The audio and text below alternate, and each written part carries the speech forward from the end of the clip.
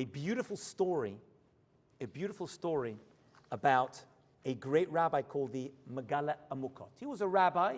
Actually, my wife, we were just in Krakow a year ago or so, and my wife found a number of her ancestors buried in the cemetery over there, one particular one. I can't remember if this was one of them, but he was a big rabbi in Krakow. And this rabbi was called to a bet din, to run a bet din. What had happened? There was a bakery in town that sold bagels. Right? Jewish bakery, Krakow, sold bagels. And a rich man had walked in to buy a bagel, and he saw this great man who was making the bagels, working hard, schwitzing. If you make a bagel properly, it's a schwitz. It takes work and time and effort. And he did. He was very, very careful. Him and his wife ran this bakery. And this rich man said, what is this great tzaddik working in a bakery? This is terrible. He walked over to him and said, you're not going to work here anymore. I'm rich. I'm going to support you. You're going to spend your entire day in the Bet Midrash. That's what you're going to do. The entire day. It's a true story. You're going to spend your entire day in the Bet Midrash. I'm going to pay you, what do you make over here? 10 times the amount.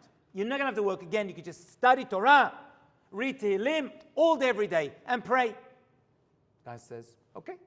Takes off his apron, puts it down, closes the store, walks out.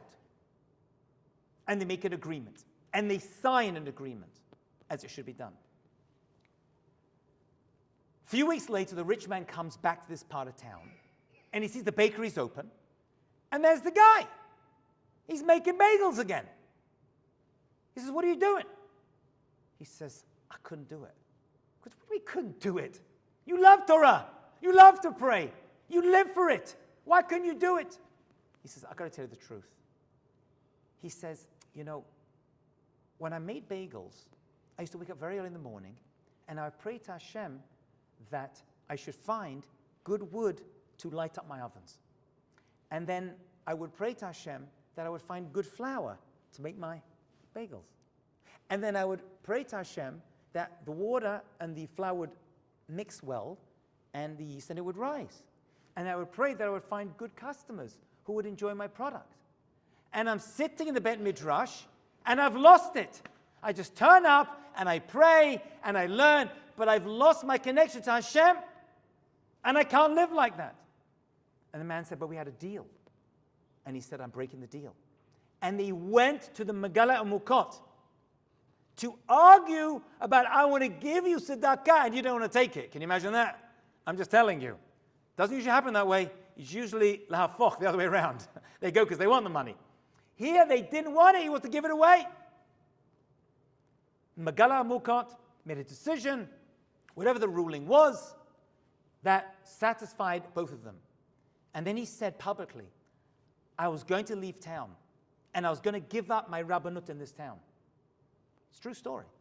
He said, but when I saw these people, I'm not going to tell you, he never told the population, and we don't know why he wanted to leave. But something had happened that he didn't want to be the rabbi in Krakow, in this particular part of the town, anymore. But he said, you know what? When I see this is how the people live, that one wants to give so much, and one wants to connect to Hashem so much, that's a town I want to be a rabbi in. That's how I want to connect.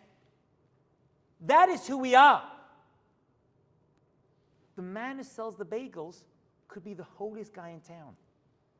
The doctor, the lawyer, the business person, the man or woman bringing up the kids alone at home every single day, they could be that little flame that everything revolves around. And our entire Yeshua could come from that one person and that one act.